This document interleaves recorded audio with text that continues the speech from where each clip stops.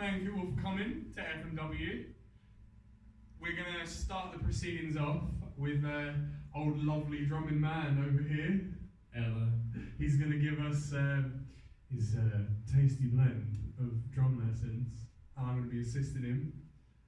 And yeah, give it up for drumming man. So, as I have a bass here with me today, it's going to be talking purely about the relationship between the kit and the bass, and also methods and ways of avoiding getting in the way of guitars, vocals when you're playing. Yeah, damn guitarists. And just, yeah, things like that. Also, before I get started... Sorry, do you have a spare mic stand? Yeah, go for it, go for it. Thank you. That's fine. If only it doesn't matter. Sorry to disturb. That's right. Are you being filmed? Yeah. Sorry. It's fine. Right. Well, wait. Anyway, before I get started with the lesson, I'd like to just point out that I'm only using one mic to record the kit. Now, that is just a normal Shure SM58, and I came across this a few years ago. I can't remember his name, but it was a Nashville drummer. He was just recording at home. He didn't have his setup going yet, so we just had one mic in front of the bass drum, just above, so it captures some of the snare, toms, cymbals, but because it captures what's around it, it kind of gets a nice little scope of everything that's going on. So yeah, just wanted to say that before we start, just so you know, there is a nice cheap way to record at home, even if it's just for things like demos. Well, you can pick these SM58s up for about £8, can't you? Yeah. I mean, I even went an extremely cheap way and picked up a knockoff for about £20. Sweet. Called a Pile Pro, I think it was. And I've still got that now. Even as part of the full setup, I use it on my kick drum. It's a great little microphone. That's good to know. But what I'd like to start off with first is how in particular the bass drum locks in with the bass guitar. Because they're in that same sort of frequency range, when they're out of place of each other, it can unknowingly make the track as a whole quite messy. So, in particular, locking in with the bass guitar part, knowing when your bassist is playing. Because when I started out drumming back in 2012, it was quite easy to get into the habit in a band situation of not playing when the bass guitarist was playing, and that had quite a detrimental effect. So as time went on, of course I adapted and I noticed, hey, wait a second, this actually locks it in as a song when I'm playing with the bass. So, Billy, what I'm going to ask you to do is just play a nice simple bass line, and I will show you first how it sounds when the bass drum isn't locking in, just so you have some sort of context. So, nice and slow and simple, and just so it's easy to show. Yeah.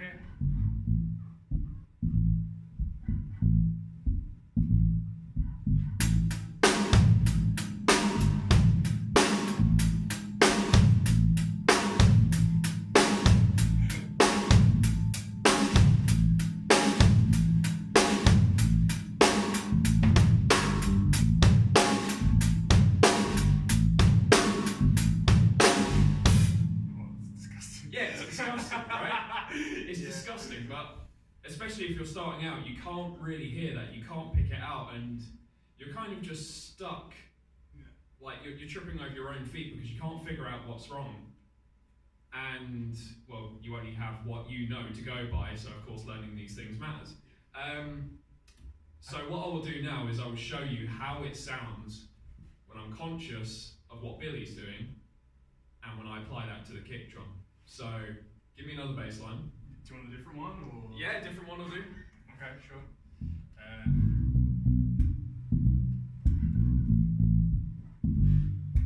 So what I'm doing is I'm paying attention to the most vital notes in that rhythmically. So when I'm listening to it, what I can pick out is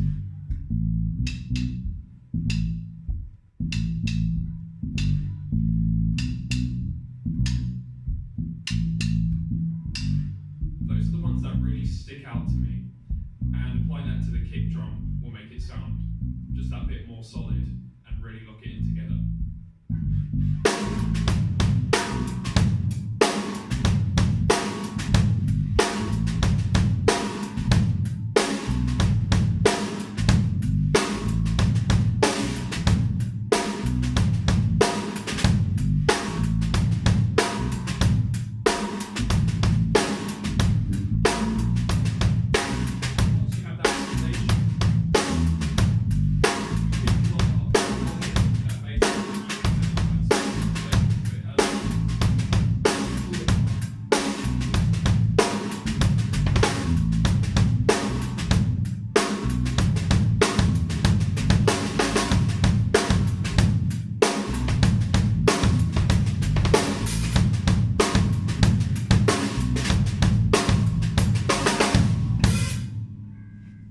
So just locking in with the bass part there, it came together.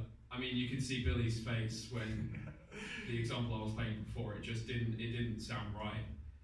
And you can hear it, even if you chuck things like guitars and vocals over the top of that, you will be able to hear it and you'll be able to notice it. Because the frequencies from the bass drum and the bass guitar, you really feel them in your chest.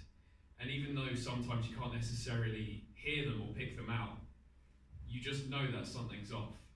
And if you're recording and you don't have a bass drum part and a bass part that lock in together, then you're it's like building a house without a foundation, something's gonna go wrong later on.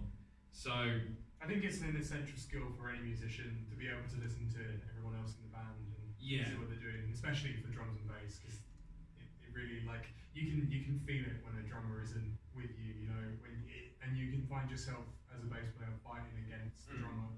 For me, it's always great to go into a room and see like a drummer's either following the main pattern or you make it simple for me to just look up. Yeah, I mean, even though people don't know exactly what it is, like I play with Billy a lot in how many bands? 4 bands? Yeah. 4 bands? And people always say, oh my God, you guys like really lock in together, and that's why we're in so many bands together. And they don't know what it is, but they just say, you guys lock in. And that's probably the foundation of it, to be honest, is just, I've been playing with you for a couple of years now, and I kind of know how you approach your bass lines rhythmically. And I tailor what I'm doing with my bass drum. Of course, with hi-hats and snares and stuff, I change things up with that. But the bass drum is really the key part of keeping it locked in, and that is what makes a solid rhythm section. Yeah, especially in like funk and things like that. Having the bass drum and the bass locking in is essential. It's keeping that groove and making things feel good. Yeah. And sort of going on to the rest of the band now, in terms of things like guitars and vocals, it's really important to leave a good amount of space for them as well. I mean, by following the bass line with things like the kick drum and sort of keeping it relatively simple, you do leave a lot of space for the vocals that way. But say, for example, I'm playing in a group, possibly a female singer with a really high voice. That's a lot of high-end frequency on a track, like in a recording setting. So I will usually try and not lay into the hi-hat too much, for example, because that's a very high frequency, that's quite sharp. That, and at the same time, it's just gonna kind of like blow your ears off, especially if I'm doing like it's just gonna sound a bit like, oh God, like, because the vocal itself like is at such a pitch where you can really notice it anyway. You don't want to overcrowd the listener's ears with too many high frequencies. So of course use the hi-hat, but lay off a bit, and don't be afraid to lay off a bit. Sometimes with certain singers as well, I won't use the crash as much. So instead, like we're all guilty of using the crash at the beginning of a bar or something, but instead of that, I might just open the hi-hat up. I'll just show you what that sounds like quickly, just so you kind of understand what I mean. So I'm not sure if I'm making too much sense. No, but yeah, it makes sense to me, you know, like, yeah. You can play along as well if you want. Yeah, go for it. Yeah, do you want to give me a bass line? Actually, like, what do you want? Just want like a rock thing, or? something quite slow, soft. Okay. Yeah. Sure. Yeah.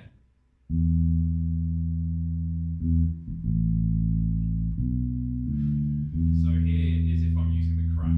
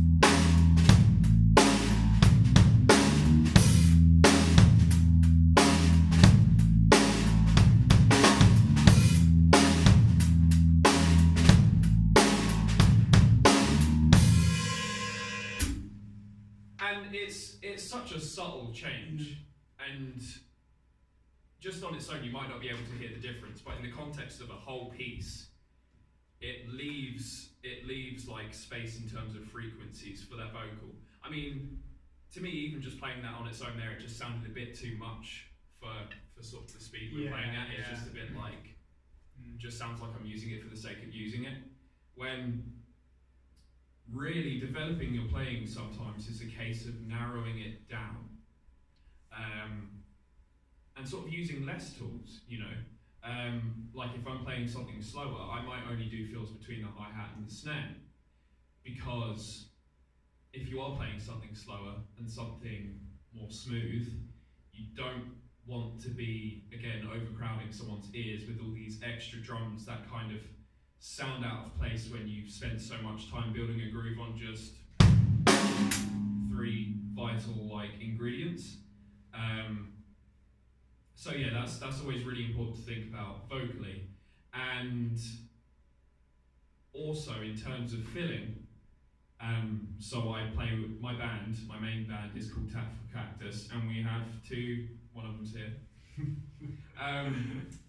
We have 2 lead guitarists, and me and Billy sometimes just have to lay a foundation for them. Yeah. I mean, we have our moments where we fill and do bass fills and stuff like that, but there is often a case of just being conscious of the fact that it is kind of the guitarist's time to shine. So being able to notice that is the first step, because for quite a while in my playing, it was kind of like in my head, it was all about me in a way. No, I find that, like, I think just in general, I think for musicians, you sit there and you practice scales and you practice fills and things like that. And especially when you play by yourself a lot, you don't realise how much you do get in the way of the rest of the band members, you know. And I think it's important, especially when you're in a busy band, especially as a rhythm section more than anything else, to learn to sort of lay back and realise that unless you are the focus of the band, you're not the focus of the band, you know. And it's more about creating a solid foundation for everyone else. And that like restraint can be really, really important. Like. Certainly. And as like as rhythm players, when we're practicing on our own, we always kind of want to develop the newest things that we've learned, and you know, because we think they're impressive or whatever.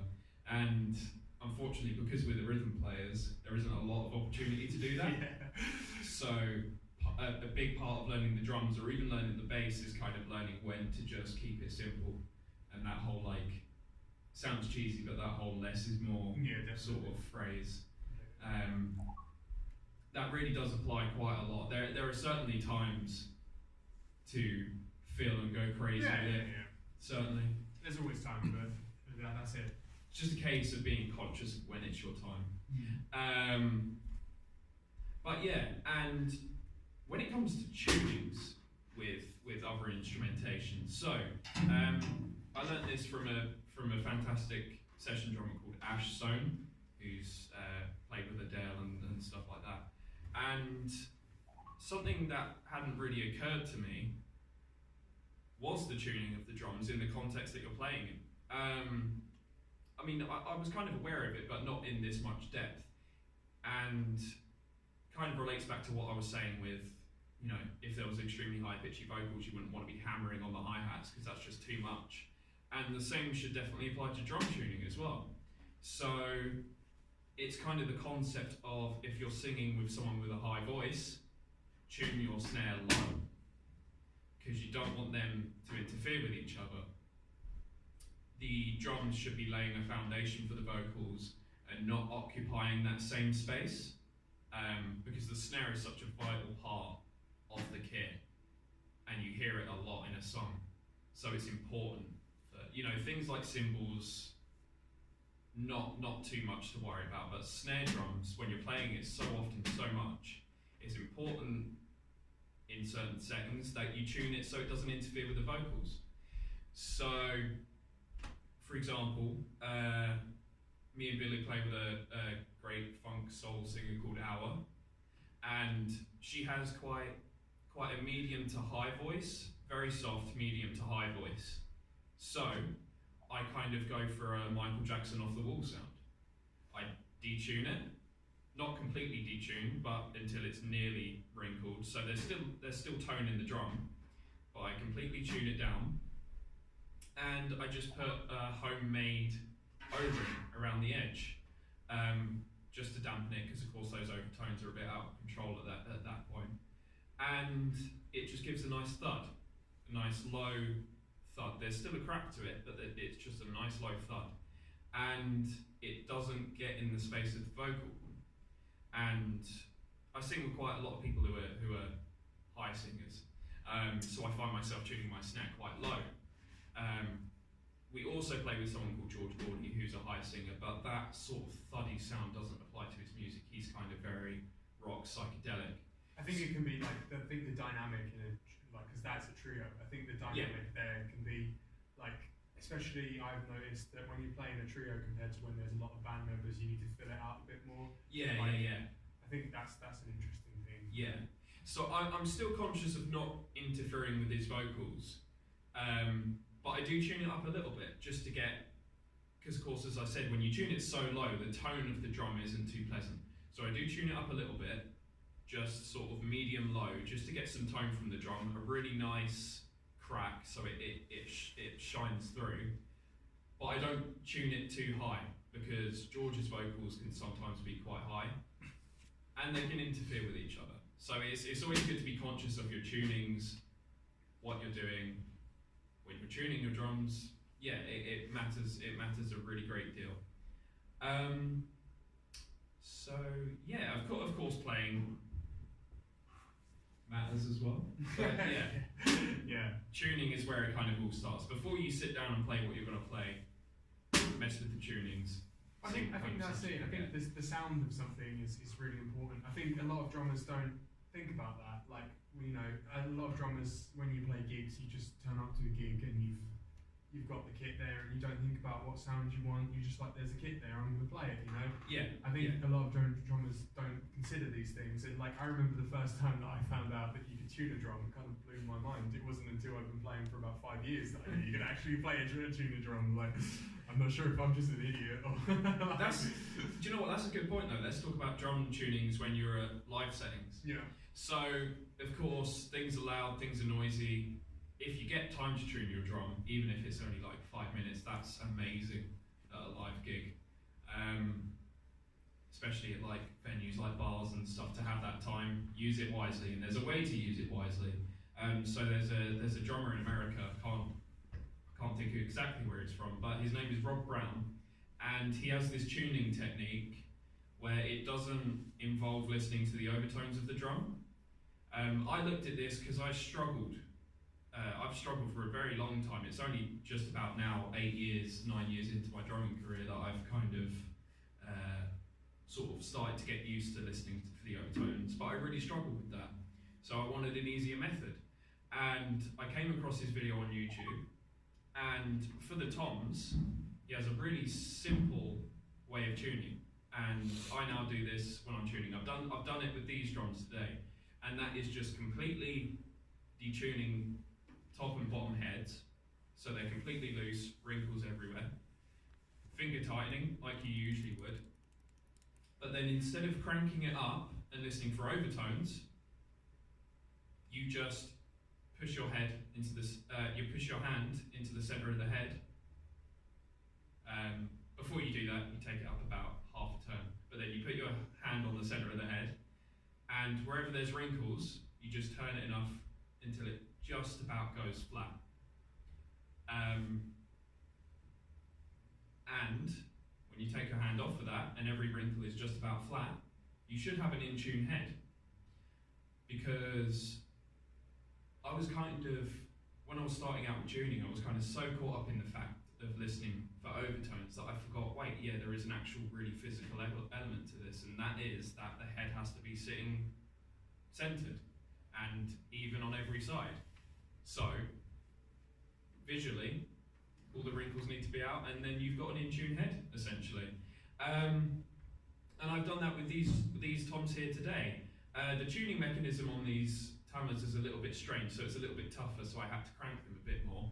But once you have an in-tune head, then you can tune it up, tune it down however you want, and it just makes the process really, really simple and really quick. And it means, again, if you're in this live setting, you don't have to try and listen out for the overtones, you can just do it all visually.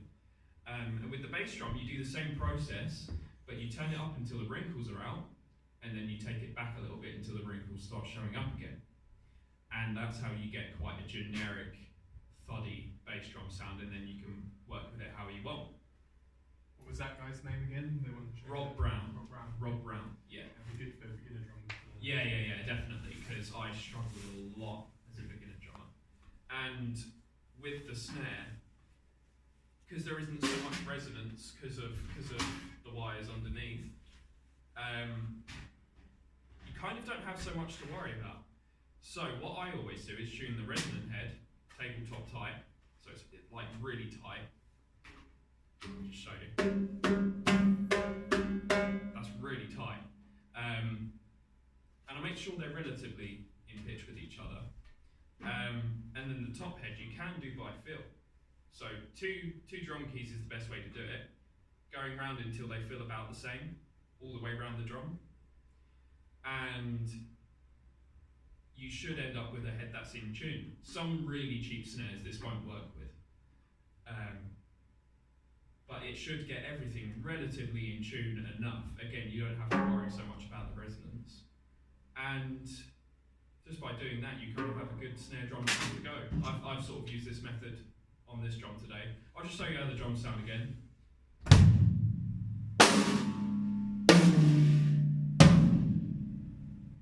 I've used that method on all of these drums, and they sound good. So yeah, I think that concludes it.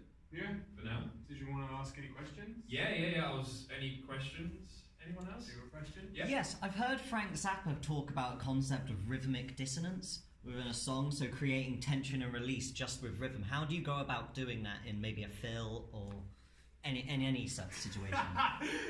So triplets are usually my go-to. Yeah, triplets are a good way to do that. Triplets are usually my go-to, or I kind of mess about with it, and I'm not, when we play together, I'm not entirely sure what I quite do, but sort of the idea of playing out of time a little bit. Yeah. But I think you can mess about with the beat. I think you can like drag it and push it, you know. I think those kind of things are yeah. Shall we show you a quick example? Just play a simple bass line, and I'll so boom, boom, boom, boom, maybe.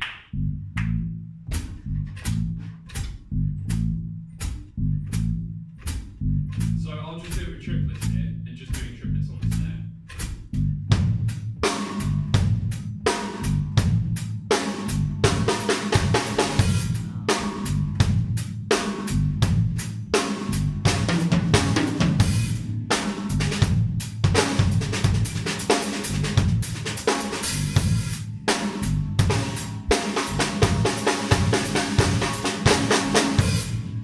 So something like that, triplets are usually my go-to tool for that sort of thing. But think about with what you already know, sort of, even things like doing paradiddles over a triplet instead of, you know, like an eighth note sort of thing. that can create a really cool effect, especially if you're using different voices around the set. I think triplets can be a really good tool to like signify a new section. Like they've been really good to like if you want something to stop a little bit and then come back in with a real intensity. Triplets. Yeah. Great tool for that. Mm-hmm. I have a question. Yeah. Go back to sort of the beginning conversation. Perhaps you talked about singers and you talked about guitarists. How about percussion players? How do you deal when like you've got a percussion player there? Because it's an added layer of rhythm, isn't it? Like, yeah, it's an added layer of rhythm, but typically with things like bongos and congas, especially tambourines, they occupy a slightly higher frequency. Yeah, I mean, maybe not so much the frequency level, but more like the sort of rhythmic. Yeah. Yeah, well, I mean, so again with we have a percussion player. Yeah. So I've had to learn not to fill up the beats so much. Yeah. Oftentimes he'll be playing something really cool on the bongos or something like that, and I'll want to follow it. I'll be like, oh yeah, that sounds really cool, and I want to follow it. But then I'm like, then we're doing the same thing. Like, what's his job now? I'm filling out that space. Yeah. And he can complement the song more tonally because of the tools that he's got and the tools that I haven't.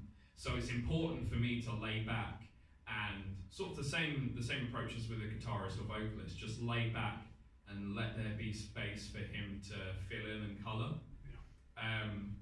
That's kind of the hardest part in the beginning is learning to have that restraint and, you know, because I've never really played with a percussion player before, so it's quite easy to fill the space out and there not be any consequence. But now there is a percussion player, there's not so much consequence, but it can ruin the solidarity of the overall. I think it ruins the impact of a percussion player when you like get in their way, you know. Like, I think if you're doing what the percussion player is, what's the point of the percussion player? Yeah. You know? Like, it sounds a bit different, but also the idea of everything being separate and maybe like a certain part of a song having the stabs where everything comes together, it's a really nice change and a really nice shift to have. But having that all the way through a song, it's just a bit like, almost sounds like someone wasn't creative enough to make up separate rhythms for the song, you know. And there's a lot of wasted space in terms of that if you got a percussion player and a drummer and they're just doing the same thing. Yeah. You know? So yeah. Cool. Any more? No? Cool. Okay, well that concludes it. Thank you very much for all your right. drum lesson. I think everyone will say that was really good. That was really informative. I hope so. And I'm sure that'll help out a lot of drummers. Thank you very much. Drumming Man on Facebook, YouTube, and Instagram. Yeah, so book him for lessons. He's a very, very good drummer. Like, yeah.